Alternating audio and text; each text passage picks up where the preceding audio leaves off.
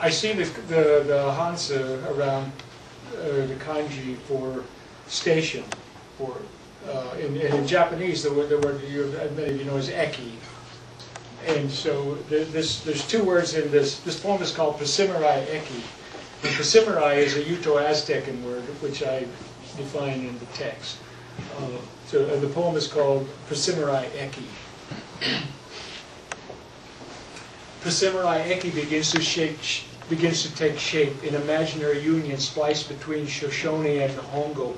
Formerly there was no Eki in Pahsimeroi. This is the way to the Pahsimeroi station. The Eki kanji has its parts contributing to the union. It's a horse up against a flute, a shakuhachi in fact, a call for transportation, a left-handed horse with binocular vision, a right-handed flute with erotic overtones, playing its tunes in the great outdoors beyond the Granger's Hall in May in the Uto-Aztecan desert. While only the station is stationary, everything else takes on the character of constant change. The station is molecular morphemes traveling in stationary formation, composing Pahsimeroi Eki. Pahsimeroi is a river by definition with a single grove of trees. Pahsimeroi is a valley of the union between horses and music.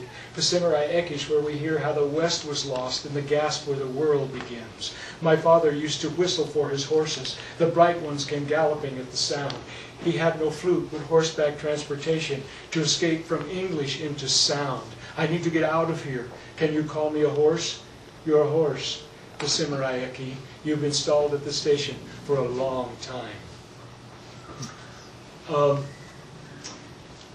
Some of that, I think, if I worked on it really hard, I could maybe sing. But putting all of that odd stuff together, Pahsimeroi is a little valley near where I grew up. And it's one of the most interesting words that I've ever run across, Pahsimeroi. You know, it means just what it said, a valley with a single grove of trees. And it's where I grew up. And so I thought, well, I'll just make some music out of it. These first poems are quite literally about my parents, you know, and all of you have parents, and this one's called Mom and Dad. I was raised in a desert by a father who thought I was someone else's child and a mother's conditional love. My mother had brains. My father had guts. When I'm good, I'm using both. My mother was very sociable. My father did 10,000 things alone. My mother loved to spend money. My father wanted to invest. I've invested all of our money so there will be more to spend. My mother wanted to have a good time. My father wanted to survive. I survive by having a good time. I'm the predictable result of the underlying structure of my life. We all get that, you know, like, what do you do? It is really interesting, you know, like sometimes, maybe it's not so true in Korea, but it's certainly true in the United States. Your mother will tell you one thing, and your father will tell you something else. And then they will have a conflict about whose advice you should be taking. And then you get to know, well, maybe they're both wrong, you know, and I should be doing the deciding.